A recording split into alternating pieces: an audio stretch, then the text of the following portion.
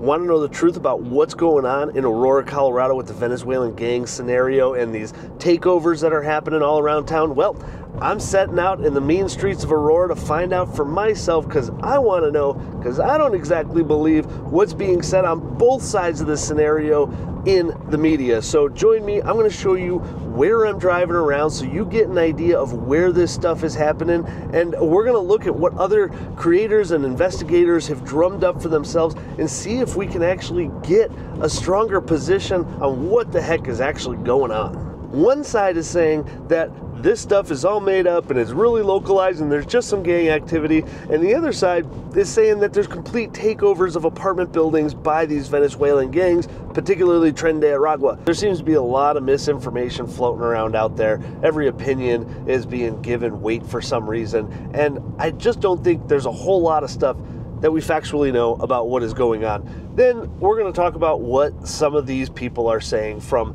the councilwoman, Danielle Jurinsky, who's kind of the front runner of coming out with this information, Governor Polis, the Mayor Mike Kaufman of Aurora, and then, what some journalists have been finding down on the streets doing interviews. And there have been some incredible ones.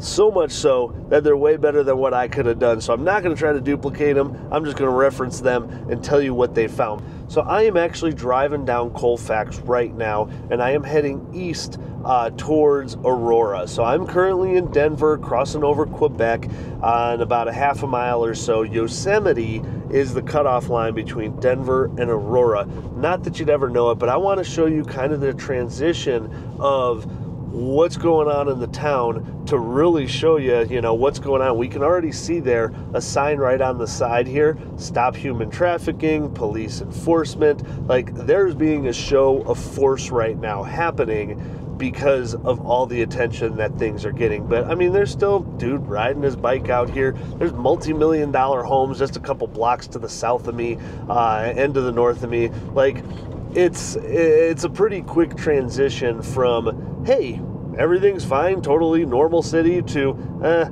I don't know, maybe we should look at turning around here. So the claim that got so much notoriety in the first place was that these Venezuelan gangs were taking over entire apartment buildings. Now, when I hear taking over entire apartment buildings, it makes me think they're collecting rent instead of the landlords, and they're in complete control of what is going on in those buildings. Now, I've also heard stuff out there like they're taking over the entire city blocks, which is a complete false narrative out there, right? I'm just going to tell you that right now.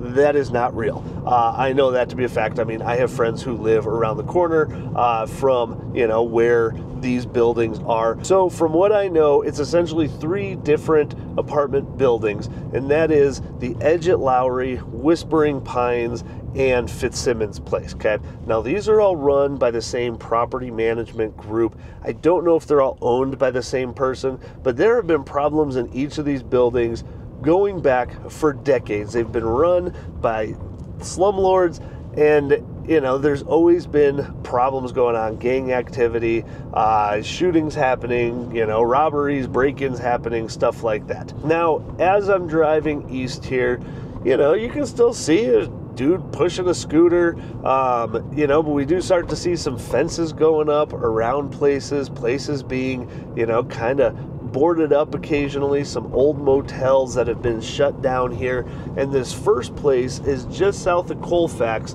on Dallas and 12th, I believe.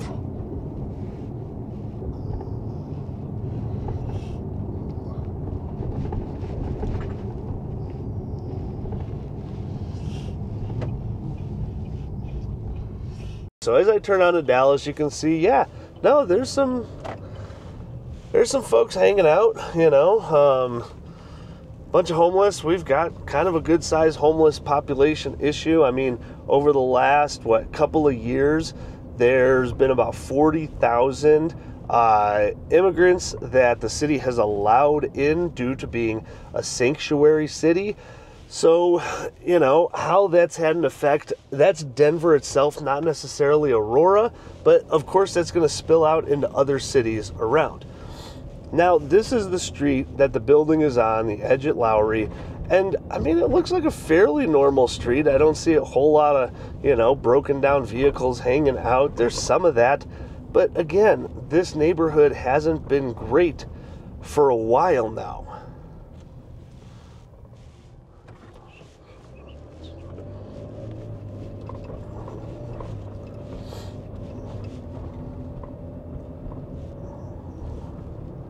So these buildings on the left here in particular, this is the ones that caught a lot of the news attention here for being overrun by gangs. Started with this viral video. Let's put it up there on the screen. What you see in front of you were what was alleged to be, quote, armed Venezuelan gangs taking over whole buildings and vandalizing public property in Aurora, Colorado, just outside of Denver. Now, it doesn't look like anything's been shut down, you know, or anything crazy is happening. Now, the parking lots have kind of been emptied out of the back, huge trash piles all around. So, you know, I think with the recent attention on everything, it's just been, you know, the police have had to show force. And so what happens? People scatter, right? All the criminals realize, crap, we're all over the news right now. This isn't okay. You know, we got to get the heck out of town or we're going to get picked up. But still, there's still people that have houses over here that still have pride of ownership. It's not like the whole neighborhood has just, you know, gone to crap. You know, there's still regular folks living here that want to keep up their properties. So the first person to make a lot of noise about this issue was Danielle Jurinsky. She's a councilwoman here in Aurora. She was helping people get out of these apartments, which are run by slumlords. And these are a few things that she's kind of had to say about this situation. I would say geographically it is sort of isolated to one area right now, but this is a large area. Aurora is a huge city. So when we talk about isolation, this is still very much a large portion of the city. And if this is not addressed, it will continue to spread. I know you've been very vocal about this for a while now. When did you first know that these problems were going on in the community? I first realized about the actual gang takeovers in these apartment complexes about 5 weeks ago. So now we're continuing to head back east on Colfax here. And yeah, we've got some more boarded up buildings. A lot of these shops are vacant over here. You know, since COVID happened, we've seen, you know, this part of the neighborhood go south even further, which is unfortunate, of course.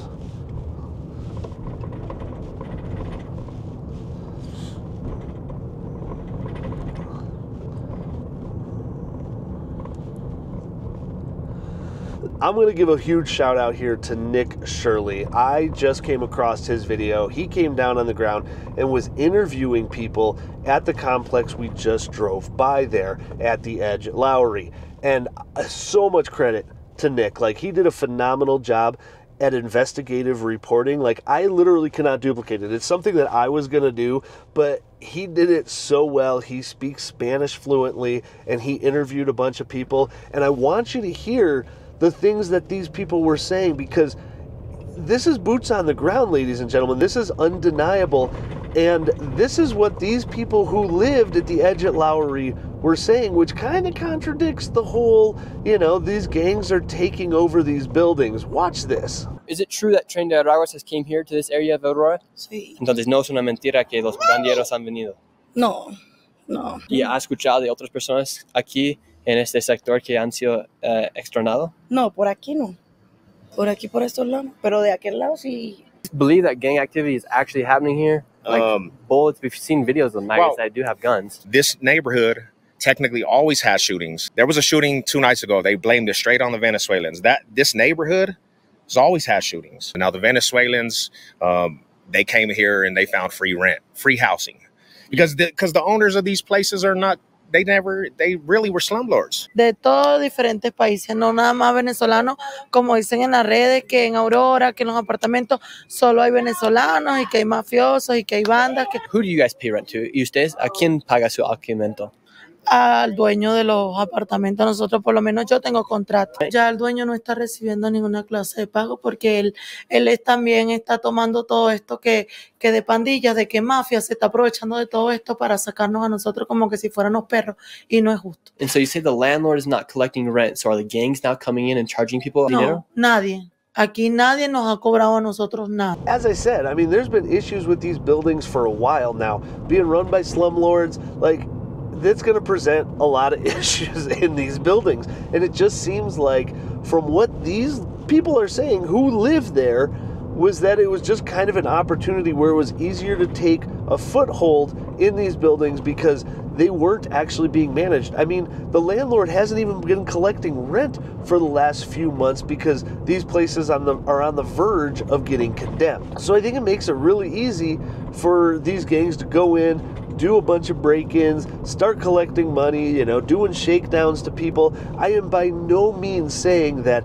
hey, this is okay. Like, no, this is a problem. Like, we have an issue going on here that absolutely needs to get handled. So now this is just a handful of blocks away from Fitzsimmons' place, which is where one of the other two buildings are that are saying they're being taken over by Venezuelan gangs. So here we are on the left. You can see, you know, this boarded up place. So this has been completely condemned, right? It is boarded up. There should be no one living at that building anymore. It has been completely kicked out. They've got security guards on staff here around the clock to make sure nothing's going on. So that building, gosh, if they've taken care of that in a matter of a week, I am really impressed if they just kind of flushed out all the criminals. Now, we just passed the building at Fitzsimmons, which this is right by the new VA hospital, which has been totally revitalized. So, I mean, you have Hyatt House here, which is a nice new hotel next to a bunch of new condo buildings or right up the street there. Like, this all of a sudden looks like a nice part of town. So now we're heading across 225, still staying on Colfax. This is the hub of where a lot of bad stuff can happen. And so we're going to go check out the last building, Whispering Pines, kind of seeing what it's like, seeing if it's like the first two or not. Now, on one hand, we have a lot of creators, people who don't live here, who are saying things like the following. A Venezuelan migrant gang has infiltrated a suburb outside of Denver, Colorado. And for the last 5 days, the media and law enforcement and even Colorado's state government has been lying and gaslighting residents and the rest of the country. Let's get to Venezuela. Not just the country, but basically has taken over parts of Aurora, Colorado. And this is all conjecture, right? This is all the clickbaity stuff. They say they know exactly what's going on. And, you know, we tend to follow the people that we like. And, you know, I guess I can't blame them for getting on the bandwagon to talk about what's going on. But it's stuff like that that made me really want to dig into this to find out what's going on. And then on the other hand, we have people that are in the camp that are trying to downplay it completely, right? Your usual suspects. The mayor of Aurora saying, hey, this is super localized, which I kind of agree it's a little bit localized, but it's not saying that we don't have a problem here. And then we have Governor Polis, who is saying that, you know, nope, it's not an issue and we're taking a back seat to the mayor of Aurora, which is the right thing to do. And if they need assistance, they know we're here to help them out. So Polis is kind of taking a back seat and throwing the mayor of Aurora under the bus. But there is so much heat out there and it is really starting to get national attention. But all is not lost. The Hells Angels are coming to town, ladies and gentlemen. America already has its own organizations and criminal elements, and none of them are taking too kindly to any of this. One in specifically who's been rumored to be stepping up, and we're going to talk about that right now, is the Hells Angels. But I don't believe for 1 second that the Hells Angels are coming to town. Like, why would they stick their nose in this mess here? I mean, unless they disrupted their direct business dealings. Like, I can't imagine that the Hells Angels are all of a sudden going to be stepping up to the plate and going, hey, we're going to go solve Denver's problems. Like, okay, well, if that's the case, where are they in Chicago? Where are they in LA? Where are they in New York solving these problems? Like, I don't buy into this for a second. And you can see here on the other side of 225, there's a totally different vibe that gets picked up, right? It just feels more suburban-y. Lots more places were built in the 90s and the early 2000s. And so you wouldn't even guess, like, there's bad stuff happening just around the corner. I mean, there's a bunch of new builds just off to my right here, you know, newer townhomes in the $300,000 to $400,000 range. So I'll be interested to see this next one, honestly.